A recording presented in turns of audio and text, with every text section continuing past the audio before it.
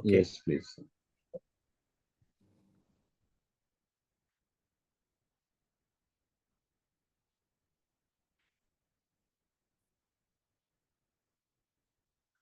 I hope the screen is visible. Yes.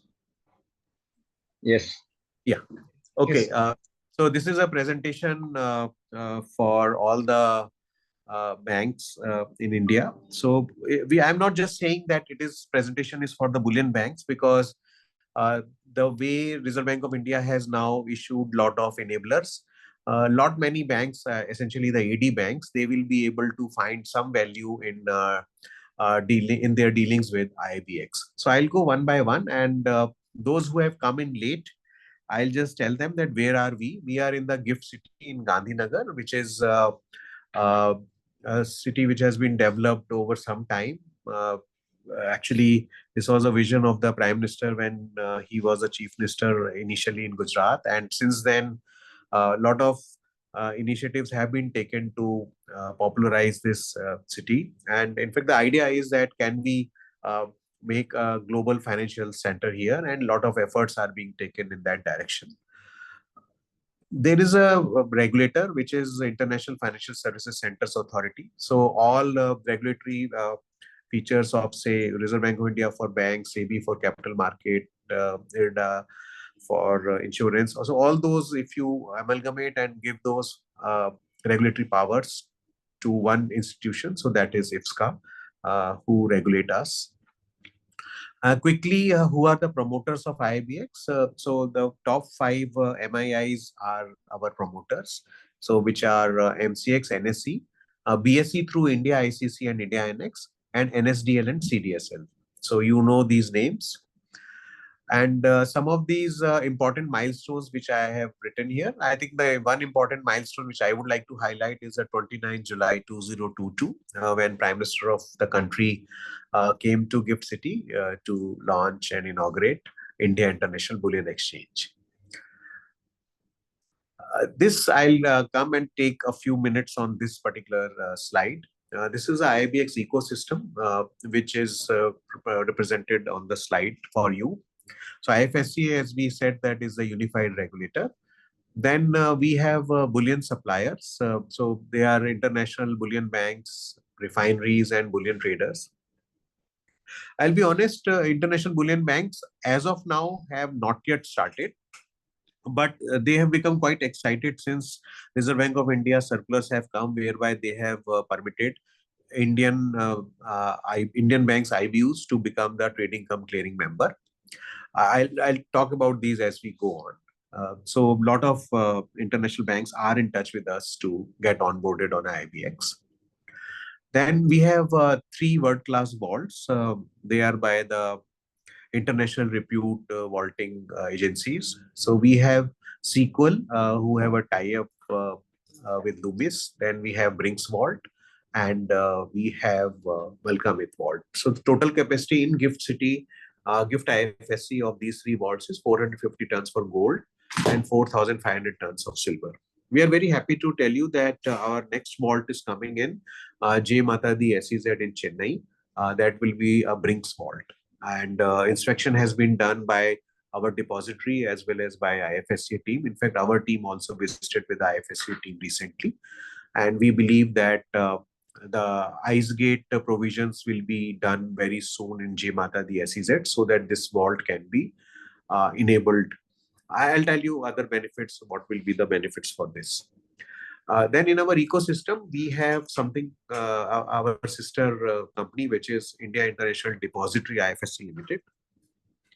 As we'll tell you in other process flow chart when we come to that, most of the, in fact, all the trades happen on our exchange for the physical bullion in the form of securities.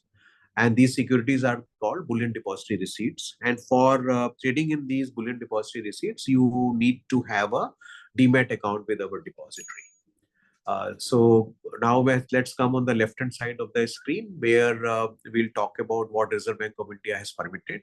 So Reserve Bank of India has permitted that all the nominated banks, as long as they remain nominated banks, authorized by Reserve Bank of India to import gold and silver in India, they can become what we call special category client on IIBX. I'll just tell you there is a minor distinction between some entity coming as a client and some entity coming as a special category client. As a special category client, you have some restricted rights and some special benefits. The restricted rights is that if you are coming from the domestic area to IIBX, then as a special category client, you can only put buy orders. And some of the special benefits are that you need not come through a trading member, but you can come through a clearing member. And we'll talk about RBI circular, that what are the other restrictions they have given and what are the other enablers they have given. We'll talk about it in detail.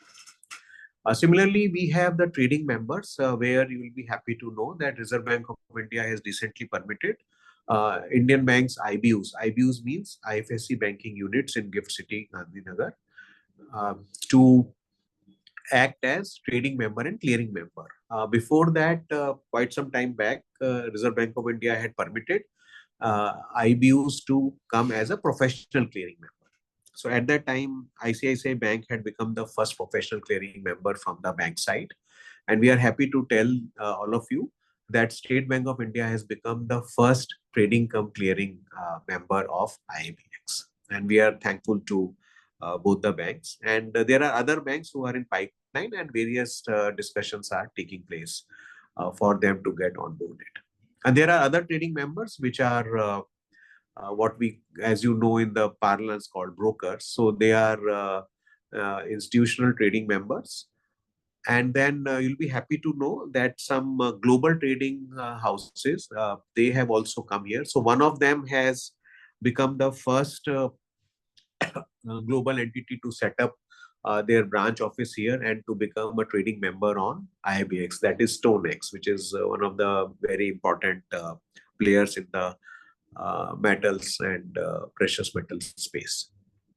Then there is a category called qualified jewelers. This is a very important category. As you all are from bank and you know that Reserve Bank of India and Directorate General of Foreign Trade, as per their regulations, only the nominated banks and nominated agencies can import gold.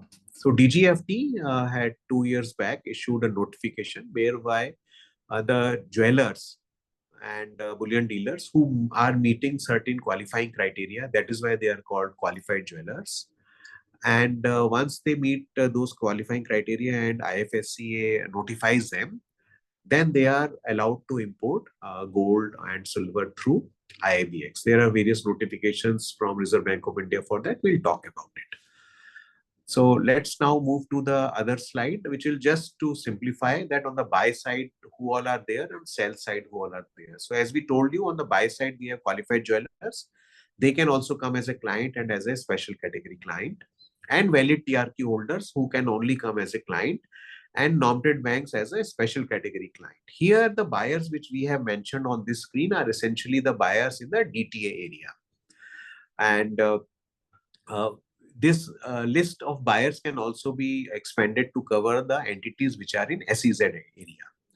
Another important thing to understand is that anybody who is coming from DTA on IIBX can only and only put buy side trades.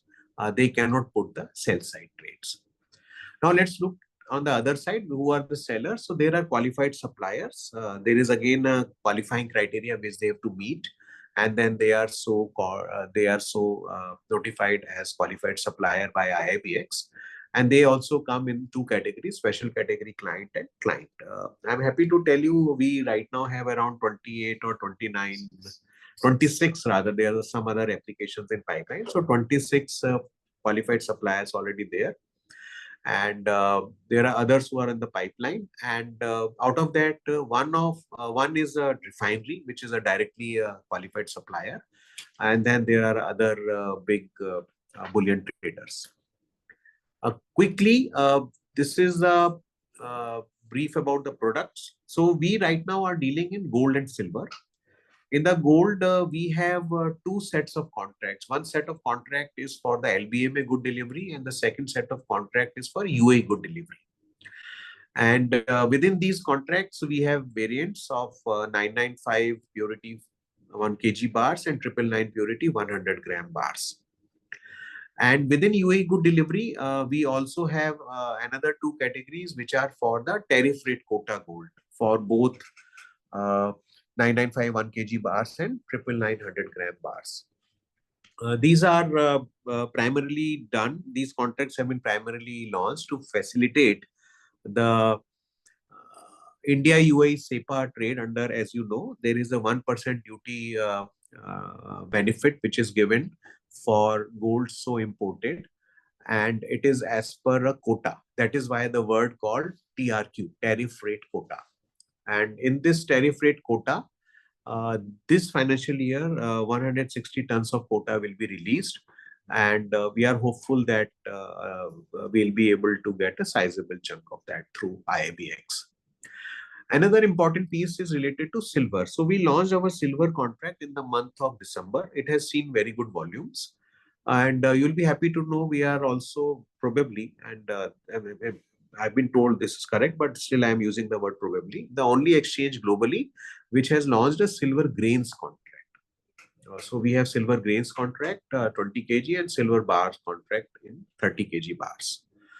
Another important feature is for the physical part. Today, our exchange runs from 9 to 5:30. We are talking to various stakeholders, as well as we'll talk to our regulator to increase this timing either to 6, 6:30 or 7, depending upon the whatever is the market requirement. These contracts are essentially on T+0 settlement contracts. And you'll be happy to know that we settle the bullion depository receipt every 30 minutes, and we settle the funds 3 times a day. And delivery is compulsorily in the form of bullion depository receipts. So I'll just take 1 or 2 more minutes. Yes, so please. Ashok, just to interfere here, just something struck me. So when the entire world is still debating about moving from T+2 to T+1 or T0, you're already at sort of instantaneous settlement. Yes, sir. In fact, you are absolutely right, because that is the right word for instantaneous. In fact, we wanted to go for the instantaneous, but when we had discussion among ourselves with the board as well as the regulator, we thought it is prudent to actually launch it on a 30-minute cycle initially, and maybe this can always be compressed later on. And why we could do it, obviously the technological advancement is there, because we have been able to have those technological advancements. There was another key that the contract which we have is a pre-funded contract. Because as you know, this is a territory where the dollar has to first come in. And similarly on the sell side, the gold and silver has to first come in and get converted into a BDR. So both sides we have to have early pay in, and then we are. So this is an amazing innovation. In fact, when we spoke about this in LBMA, London Bullion Market Association, their annual day, we spoke in Singapore. So even various exchanges, Shanghai exchange actually came to us that you are here only for only 1 year at that time. So how you are able to do it in 30 minutes? In fact, DGCX team invited us to meet their top management to understand how you are able to do, because they are not even able to do T+0. So we have been able to do another innovation, Ashwini ji, which we have been able to do is to de-risk the system. So what we have done to de-risk the system is that the security movement which is happening from the seller's account, because when the seller is coming, they bring in their gold and silver bars or silver grain, and it gets assigned a bullion depository receipt. Again, another global first is that our bullion depository receipt has 1-to-1 congruence. That means once you bring in the vault a gold bar, you will get an electronic receipt called bullion depository receipt, which will have full details of that bar. What is the weight, what is the purity, from which refinery it is, and so on and so forth. And also the bar number, bar serial number will be on that BDR. So as long as that bar is in the vault, you have to rest assured that there is a corresponding BDR in any of the DMATs account with the depository. Similarly, as long as any BDR is in any DMAT account, you have to rest assured that there is a corresponding bar in the vault. So this ensures a very seamless clearing process. This ensures safety and security of everybody's funds. And this has been such a welcome move. Another reason why we introduced this concept of one-to-one congruence was that the foreign bullion banks and the foreign bullion dealers, when they bring in their gold, we also want to promote GIFT IFSC as a regional vaulting hub for the uh, bullion banks. And what we, because it's a international financial services center, technically a SEZ for financial services. So the gold or silver which is kept here, in case for some reasons they are not able to sell it in India, they can re-export it without any problem. And at that time, this one-to-one congruence immediately helps, so that they are only able to take out their own gold. So whatever BDRs they surrender, corresponding to that BDR, the gold which has come in, that gold goes out. So I think these innovative solutions have been liked. And another point which I was making, that the BDR as a security moves from the seller's account to the exchange demat account without intervention of the trading or clearing member. It only creates accounting imprints in the accounts, demat accounts of the clearing and trading members. Similarly, when the trade gets done, the BDR moves from exchange to the buyer's account seamlessly at the click of a button, without it residing in the trading and clearing members account or taking their approval to move it to the next level. So this has totally de-risked as far as the BDR settlement piece is there. Ashwini ji, another innovative thing which has very recently been done, and thanks to our regulator IFSC for having discussions around it and permitting it, is that we have introduced a concept called multiple fund settlement cycles. So initially we have started with a 3 times fund settlement cycle. So all the trades which take place between 9 to 12, 9 a.m. to 12 noon, the first settlement takes place at 12:15. Then all the trades from 3 to 12 to 3, 12 noon to 3 p.m., they get settled at 3:15 p.m. And then after that, 3 to 5:30 or whatever time we extend, it will be done at 6, or if we extend the time, maybe later at the end of the day. Why this has been done? Because we realize that what type of steps we should take to compress the working capital cycle, not only for the buyers, but also for the sellers. So in we have tested it, and it has happened that if the gold or silver lands the same day, can it get traded the same day? Can the physical get moved out of the vault same day? And also, can the seller get the dollar same day? And this is our step. These are the efforts which we have taken, and we have seen some very promising and encouraging results. And we have a very positive feedback from both sides of the trades.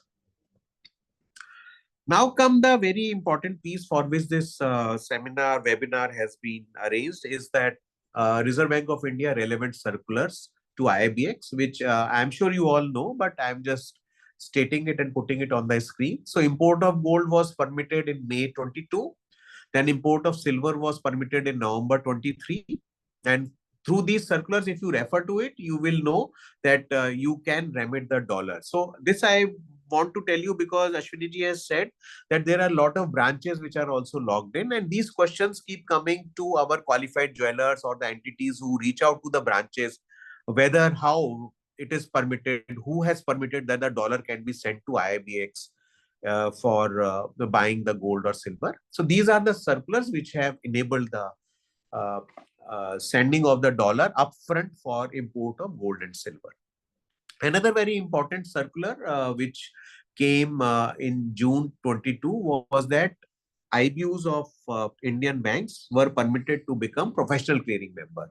As I told you, ICICI became the first professional clearing member bank. And then IBUs have now been permitted in the month of February 22 to come as a trading cum clearing member. And State Bank of India, I'm happy to say, that has become, which is the largest bank in the country, it has become the first bank to come as a trading and clearing member bank. And there are other banks who are in the pipeline and having discussions with us.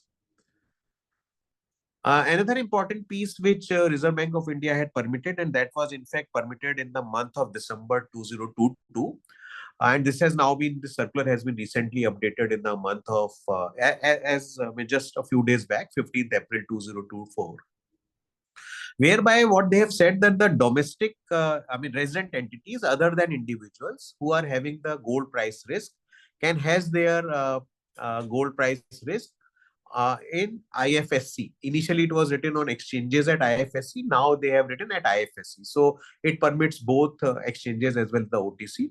On exchange, we are gearing up. In fact, we should be able to launch our gold futures as early as, uh, if I can give the date, maybe by 15th May or 20th May, the contract will be launched.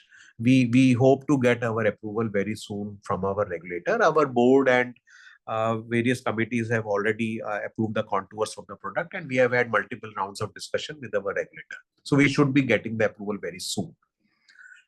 And just to give a small brief, we will have contracts up to a maturity of 13 months with 8 contracts running. So 3 months together, and after that, all even month contracts.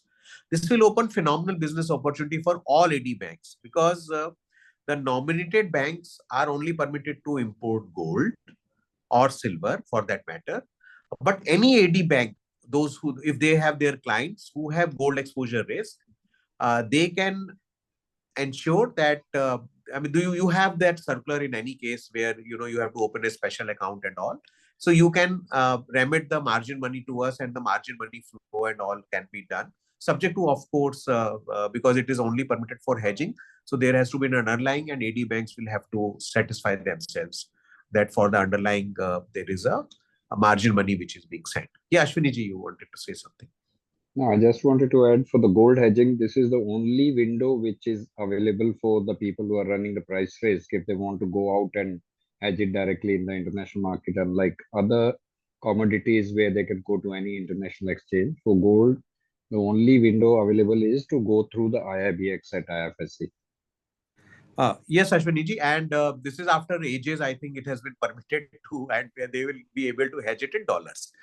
Because for Right. all others, it was that metal circular, metal hedging circular, and commodities hedging circular is already there, and we are also part of that circular only. There is a one-line amendment which has been done, and so we request that AD banks will popularize this particular piece among their clients. And so who all can be the clients? So obviously the jewelers, the bullion dealers and all are there. The exporters of gold jewelry, they are also there. And another important segment to be targeted will be the dore players. Those who import dore and then they go through the refinery process and then sell their own gold in India. And let's now look in little bit detail about the special category client, which is a special category specially crafted for India. So right now there are total 14 banks which can import gold or silver. Out of that, 11 are allowed to import gold and silver, and 3 are allowed to import only gold. So that list is available with you. And as the Reserve Bank of India has said, only the buy side trades on behalf of the clients can be put. Second is SCC to appoint IBU as a clearing member. So it is important to note that the banks, nominated banks coming as special category client, cannot appoint a broker, dealer, or a non-bank entity as a trading member. So they will have to necessarily choose a bank, IBU, that is the IFSC banking unit of Indian banks, as a trading cum clearing member. So, but here essentially they will be taking only a clearing member because they themselves are special category client. So any bank in GIFT IFSC ecosystem which are registered with IIBX either as a professional clearing member or as a trading cum clearing member. So any nominated bank can come as a special category client with any of these banks. Another thing which RBI has written in their circular very clearly, that once they have given that authorization as a nominated bank for any financial year, they don't have to take any additional RBI approval to become a special category client at IIBX. And some of the things I wanted to talk in detail because this point has been mentioned a few times. And so I'll just tell you what we believe, what we think is the intention of the Reserve Bank of India circular. So I am now referring to the circular which was issued on February 9, 2024. And there, if you have access to that, otherwise I'll just quickly tell you. There, for the special category client in the risk management piece, Reserve Bank of India has said that all client trades placed on exchange shall be against 110% advance paying of funds for the buy order of the expected value of bullion, quantity and quality specifications intended to be purchased. So here, what we are, and after that, and securities in the account of the bank as is applicable. What is our view? And probably we also have FEDAI CEO with us, Ashwini ji, and other members can also chip in. In our view, the way we read it, it is like this. So if there is a client called A, and they want to route a transaction through any nominated bank, which is a special category client on IIBX, then what that special category client has to do is that, say for example, they want to buy gold of say 1 kg, just for discussion's sake, 1 kg. So just for discussion's sake, let us say that whatever is the value, so at the current rate, say 70,000 or $75,000, we take some number. Let's take $70,000.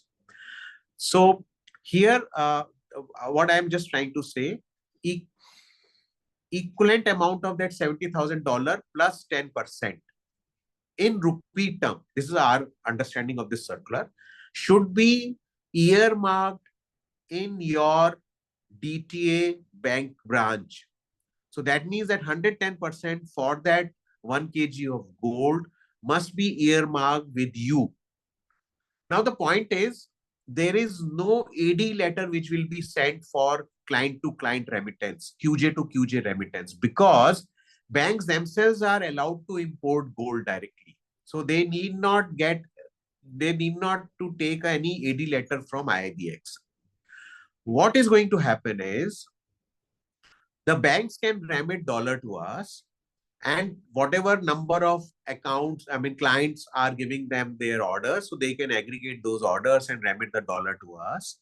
So whatever dollar they have put, based on the 110% rupee value which they have blocked, they can place that client order on IIBX system and can trade. So if say for 1 kg they have traded at a particular price which is traded, then they can cut the price with that client, and after that they can release that money once the gold has been cleared. So this is our point. Second point, which will come when we talk about the TMCM related to this piece only, and we'll give our view on that. Let's now come to the net open overnight position, that what we famously call NOOP.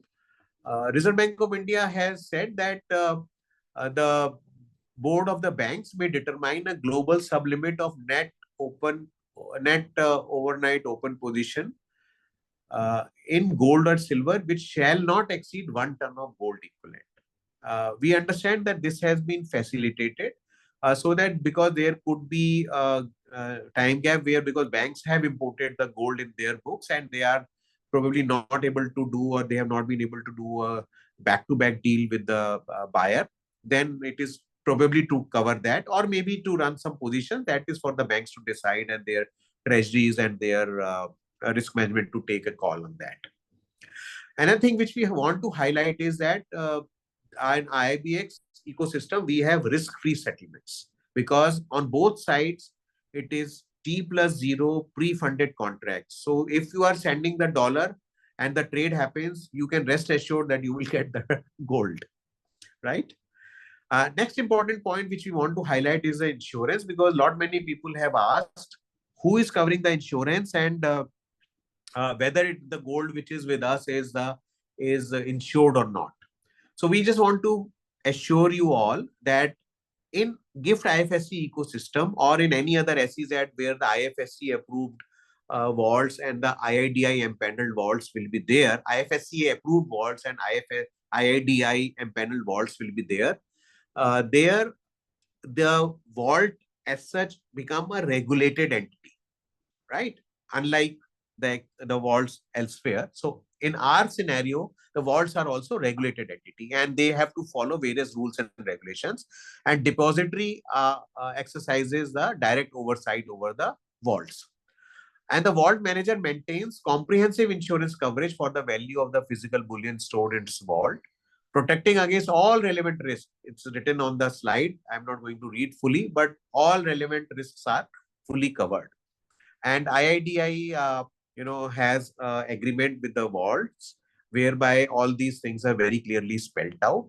We have also referred to the Annexure G of the bylaws of IIDI, where all these rules related to the insurance are very well spelled out. We will also put up this presentation on our website in the Knowledge Center where you can read this circular, and we can also have one-on-one web calls with the respective banks as and when required by you.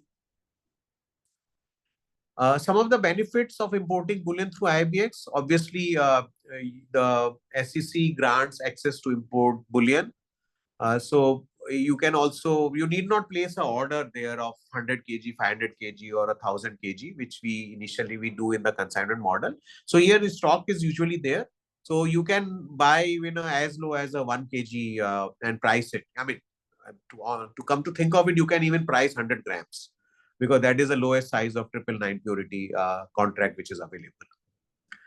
And then one important point which I would like to mention is that if the banks are coming as a special category client on IIBX, the counterparty banks, the global bullion banks, which on the consignment model give you gold or silver, then they do it on the basis of some counterparty limits. Those counterparty limits from those banks get freed. This is one of the advantages which you must consider when you decide to come to IIBX. And of course, every 30-minute settlement of BDR. So there is a possibility, you will be able to take the gold out same day initially from GIFT IFSC SEZ and later on from Chennai because our vault will be operational very soon in J Mata the SEZ in Chennai. Quickly, we don't have another 5, 7, 10 minutes. I'll just finish the presentation. So on the seller side, as you see, the qualified suppliers. So we have bullion dealers, banks. It comes in the vaults. There is a generation of bullion deposit receipt, which is a security under Securities Contracts Regulations Act. And once the BDR is there and the BDR comes to the exchange account, then only the sell side order can be placed on the IIBX. So the point we are trying to make, there cannot be any short sell on IIBX. Second point is on the buyer side, which is a special category client. So your customers approach you for import of bullion. So you can always aggregate the demand. SEC blocks 110% in the account with them of those clients. And then SEC sends a US dollar to clearing member. So this opens up another business opportunity for most of the banks and the branches, that all you also earn on their foreign exchange for all these remittances from your branches to IIBX. And once the dollar is with us, then the buy order can be placed on the IIBX trading system.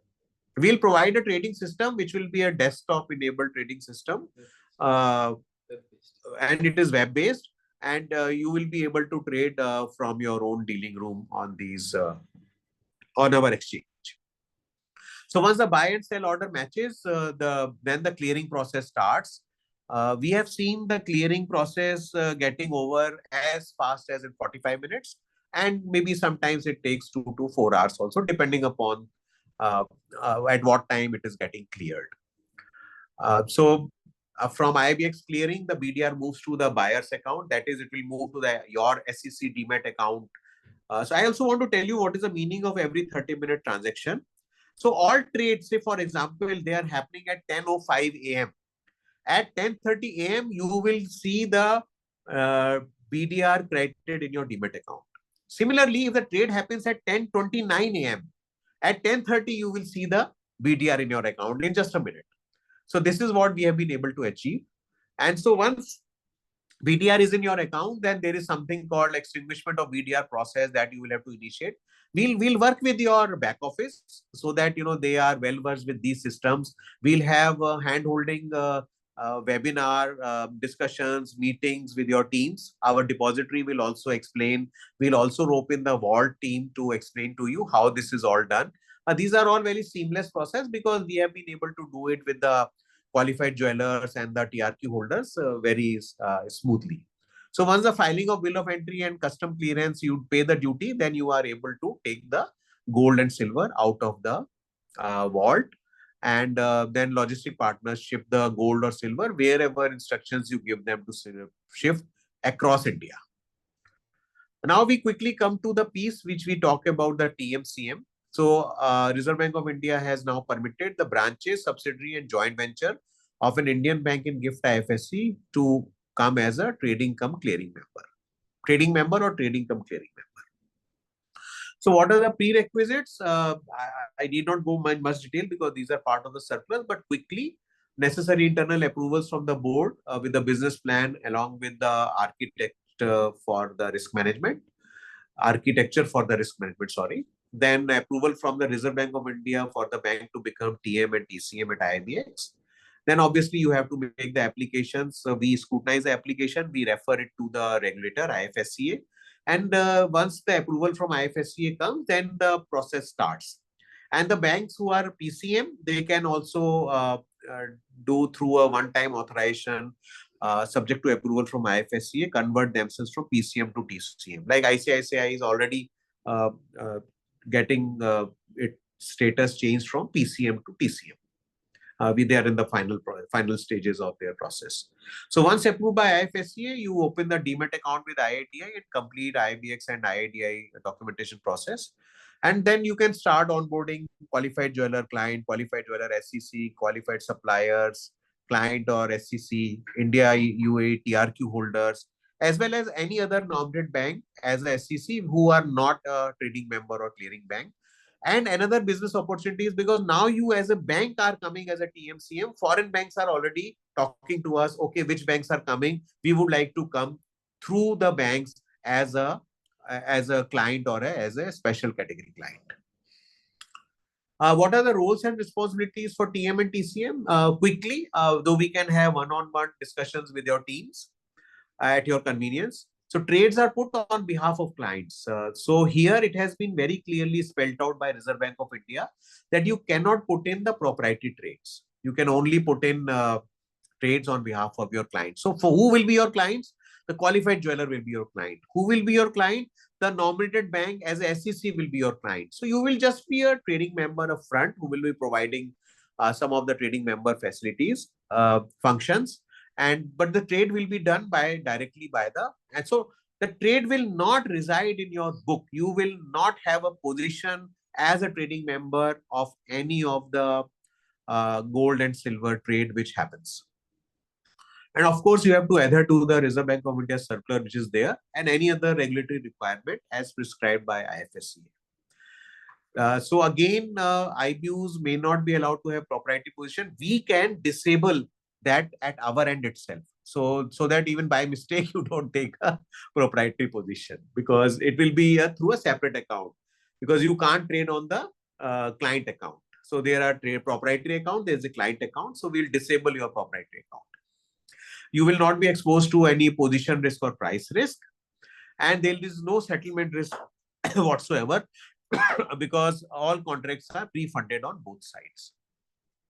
So opportunities, of course, a large Indian market. Execution of trades are fast and transparently done on a trading platform.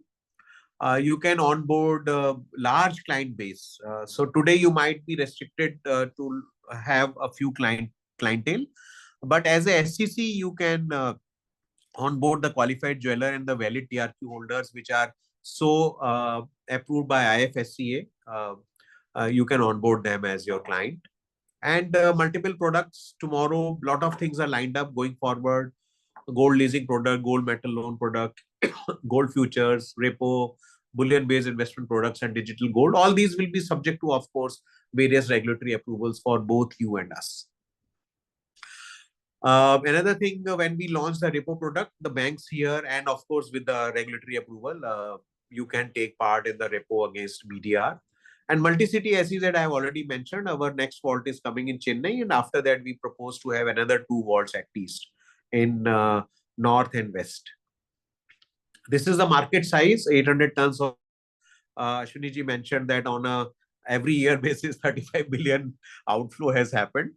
So you're right, 800 tons. This number has not changed. I mean, around 800 tons import is always happening. Silver keeps on moving up and down, 3,000 tons to 7,000, 8,000 tons. But at India is growing, economy is growing because it has a lot of industrial uses also. So we believe this kind of volume will continue.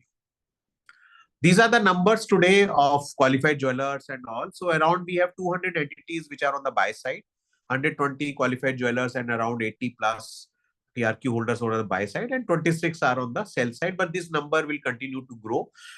And as we get the new quota released very soon, we believe that the valid TRQ holders trading on IIBX will swell to more than 200. This is a pictorial depiction of whatever I have said, whatever we have done, and whatever our plans going forward.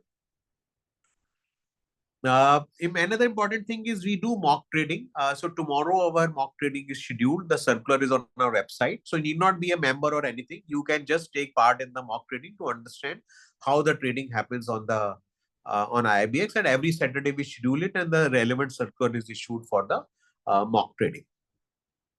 This is our knowledge center. Go to our website. The address of website will come on the last slide. And please go to the knowledge center tab, and you will find our videos, our presentations, our knowledge sessions, various process charts, everything there on the knowledge center. Not only that, you can also reach out to us and send a mail to us. We'll be very happy to conduct one-on-one sessions with you. And this is our website, www.iibx.co.in. So Ashwini ji, this was on the presentation side, which I thought I will just mention to you and to the audience. I think we have almost touching 190. I believe this seems to be a phenomenal number. Thanks to FEDAI, we have not seen such amazing numbers, coming on. Thanks a lot, Ashok ji. I think your presentation was quite exhaustive, and I think as you explained, there are enough new opportunities for the banks, for the Indian banks, not just the banks who have got presence in GIFT City through IBU, even for the banks who don't have a presence in the GIFT City through IBU, they can also participate in this new ecosystem and help their clients manage their exposures better, and also in the process generate some new business, new transactions, opportunities for them without taking any undue market risk or the credit risk, or even no specific capital allocation required on that. So I see a lot of exciting opportunities for the banks in India, and you have explained it very well. So quickly we'll go through the questions which are there. I'm not sure if you can see the Q&A window which is there. There are a few questions people are putting over there. Though some of these questions I believe you covered in your presentation also, in your explanation when you are explaining several points. If you can quickly take it up over there. The first one is from Mr. Chandraveer. I think he's talking about the GST and also about having some kind of online systems for the BDR withdrawal and IDI withdrawal, or the BDR encashment when you have to do. You have talked about that. Yes, you are going to develop something. Would you like to talk about that? Yeah, so quickly on the BDR withdrawal system. So we have already had discussion with the depository. So we have said that kindly make it more streamlined and online, so that there are no issue back and forth things happening on the email. So they are already working on it, and I think very soon they will be coming up, because I was hoping that the MD of depository is also with us, but somehow I don't know whether he is there on the call, but okay, we will, no problem, but we'll come to that. Another issue is regarding the GST. So I doubt this is the first time we are hearing the issue related to GST, because our gold has gone not only to J&K but to Bengal, to Kerala, Tamil Nadu, states of the country. Our gold has gone and the GST issue has not been raised. But we have noted this particular point, and we will come back to you. And I'll towards the end, I'll give you email ID. So some of these points you can refer to us, and we'll give a reply through email. Great. Next Thank point, you. sir, is from WebHub regarding whether IIBX has mechanism to monitor the quota approved to QJ TRQ holder. Yes. And that was one of the pitch which we had made to DGFT. We monitor the quota through our trading system. In fact, we did it last year also, and this year also the quota will be monitored through our trading system also. Yeah, because we also do not want anybody to overtrade, because once you trade on a TRQ contract, and if you are beyond your quota, then we will also have an issue, because then you will have to pay a additional duty. But and if you are not a QJ, then it creates another problem. So we are monitoring it very strictly through our online trading platform. There we set up that limit. Next question is And the if question from Utsav, I think I will simply request him to have a look at the RBI Master Direction issued on December 12, 22, which covers all these things, and that has recently been updated on 15th April 24 also. Utsav, you will get the answer to your questions in that. That's quite exhaustive. It gives all the details. Yeah, and just a point, because you will have to reach through your AD bank, because they normally keep an account and the dollar flow is through them, and they will facilitate this transaction. So please read the circular. All right. IFSC has recently issued IFSC codes, sir, for IBUs, and please elaborate on its usage in Swift or any other mode. I think there was some discussion about that, whether there has to be a separate code on that. So this has been done. We will talk about this separately, what is the usage of this in the Swift.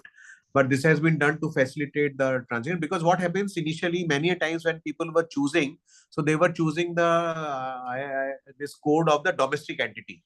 And the dollar flow was actually, instead of coming in the GIFT IBU branch, GIFT IFSC IBU branch, it was going to the domestic entity. So I think to obviate that, this has particularly been done, so that when the fund flow happens, it seamlessly hits the IBU branch. Next is Prachi. If the AD bank is not a PCM or TCM and its importer wants to import the gold through IBX operational process, is there any guideline available for operational process? So this is what we have explained in our presentation, and essentially this is what has been enabled by Reserve Bank of India. You need not be a PCM or a TCM as a not AD bank, but you have to be a nominated bank. Sorry, I'll be clear here. Yes. Not as a AD bank, only as a nominated bank you can import the gold. So whatever facilities are available to nominated bank, only they can come as a special client. But you can go to a nominated bank, and through them you can do the transaction. That is possible. Or if a qualified jeweler is your client, then as an AD bank, you can handle the remittances for that qualified jeweler also. Absolutely, absolutely. That is not a problem at all. There the field is wide open. Any AD bank who has a qualified jeweler or a TRQ holder as your client, so you can remit the dollar to IIBX. That is actually being done by some of the banks already. I can take the name like J&K Bank. So J&K Bank is remitting dollar to us through for some of the transactions. And the next one which you mentioned, I think nominated bank handling the imports for their clients. That is the next question Utsav had asked over there. Yeah, so I think so very clearly, I think that is the intention of Reserve Bank of India's circular, that anybody who is not a qualified jeweler or does not meet the qualifying criteria to be qualified jeweler and is not able to come directly on IIBX, so for all of them, the gold can be taken by the nominated banks as coming as qualified, I mean, as a SCC, special category. Yes. And so the gold delivery can happen across India. That is already happening. All right. And I think that custom clearing, Chandraveer, again, that's the point which you had covered it. Would you like to take it up? Yeah, this I am not able to. So they are saying during process of custom clearing, after goods clear from custom insurance of gold and silver, The only value of gold and silver not include value of custom and GST, which is 18%. This is a huge risk. So what they are saying that the insurance is not covering the GST and the custom duty. This is the point is being made. I will note it down. We'll talk about it with the vault managers, and then we'll come back on that. All right. And I think Chandrajit is asking for the share link that you have already mentioned in your presentation. It was there. Yeah, it is there. And we will also, after this session is over, this presentation will also go to Knowledge Center. So you can access it there. And the circular is already on our website. Anybody can refer it and reach out. I think next one is which you mentioned about 110%, that Satish has asked the question. This 110%, Satish, is to be maintained with the bank in India. Actual remittance is not going to be 110%. Ashok, would you like to explain? Because you don't insist for the 110% of the buy order. Yes, sir. So what essentially, I mean, what we believe is the intention of Reserve Bank of India that the banks are fully secured. So there are two types of risk when the remittance is coming and it has not yet been priced with the ultimate buyer. So one risk is, of course, the dollar rupee movement. And the second risk is, of course, the dollar XAU movement. So I think in that direction, because the money will be still kept in rupee with the domestic banks. So probably there that 110% piece has been mentioned, so that the banks are adequately covered and at no point of time there is any loss accruing to the banks. So it is in that direction. So let me also assure you all that whatever dollars you remit, because as a bank you can remit dollar to IIBX, which is not a problem, there's no confusion about it. So if you remit us any dollar, so up to that dollar which you give us, you can buy whatever quantity of gold at that moment. You can, as per the rate you can buy. So, and with that gold which you have bought on a back-to-back basis, or maybe 2 hour, 3 hour, or next day, because you have a 1 ton loop limit, you can do a contra sell deal with the buyer, whoever is your buyer. So we are very clear about it. You need not client to client remit 110% to us. No, this is very clear. Now, the second point which you have mentioned also needs to know whether 110% norm is for sell order.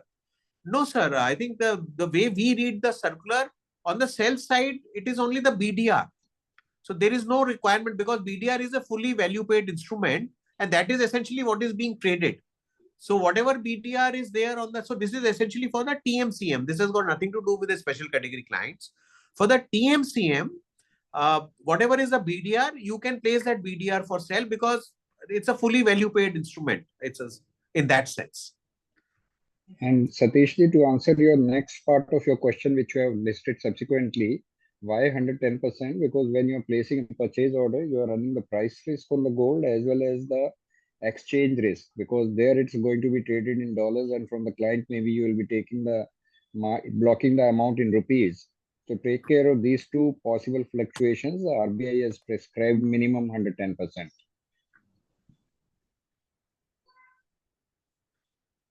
And I think then there is one more on that anonymous attendance. Somebody asking about what are the benefits to become qualified jeweler. Can we expect some changes in the net worth criteria to become QJ?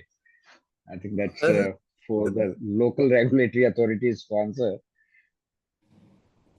Okay, sir, there was one more critical point again from the anonymous attendee, was the mention about SEC on the seller side. The SEC on the seller side is for the qualified suppliers. This is not for the banks. So there is a distinction. So just want to tell you. They are only the Indian banks can only place the buy order. That's very clear. Sir, they can't be on the sell side. Yes. So just wanted to clarify it, sir. Yeah. Again, we have also said that SEC bank need not take AD letter, because the banks can on their own send the dollar to us, and then they can do their own fund management and accordingly do the back-to-back transaction with their clients.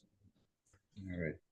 Okay, and sir. Ashok, there is one interesting question I would like to take it up from Abhishek Raval, that post remittance, how long the DTA buyer can hold the BDR?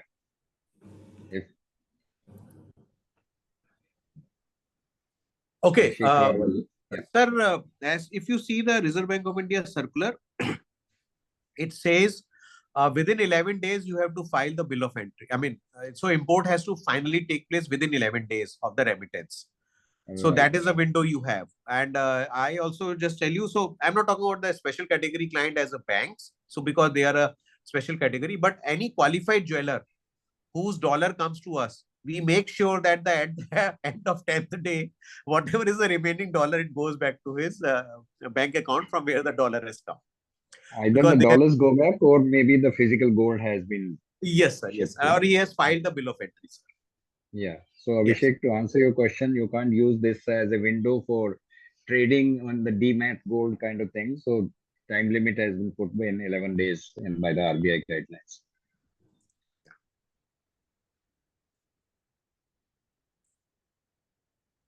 Okay, sir. Next question is if a bank's IBU is already trading member, will the domestic office of the bank will be able to face IIBX directly or they need to face the IBU for client purpose? I'll just tell you how it happens, sir. You will be given a login ID and all.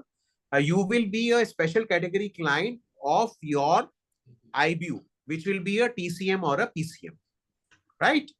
And as a client, you will have, you as a special category client, you will be given a login and terminal, access to the terminal through your own terminal. So you will log in, it is a web-based system, and you can just access the trades from there. Only thing is that your some of the responsibilities which are on the PCM and TCM, which we'll elaborate later when we have one-on-one discussion with your good bank, that they have to enable certain limits and all. There are some requirements which as a trading member they have to do, but you will be able to directly trade with us, of course, through the PCM, because that is a special category you have been allotted. And to answer Tapan, I think your question also gets answered because SEC is only buying on behalf of the client. So automatically that 11 days window will be there on that for bringing the gold into India.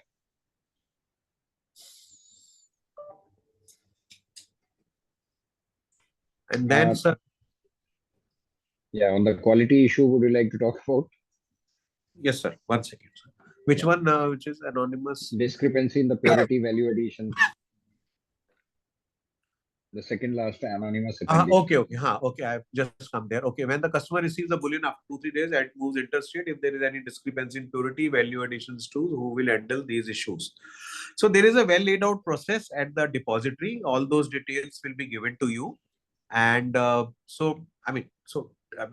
a past performance does not guarantee future performance. So till now, we have not had any issue. But of course, there is a full mechanism which has been set up.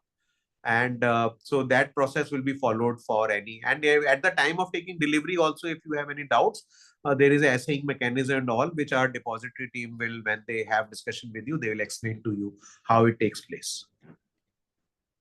Though I must say that the system has been made robust enough, but still one can't be sure of everything everywhere. But there are provisions made for these kind of eventualities as well.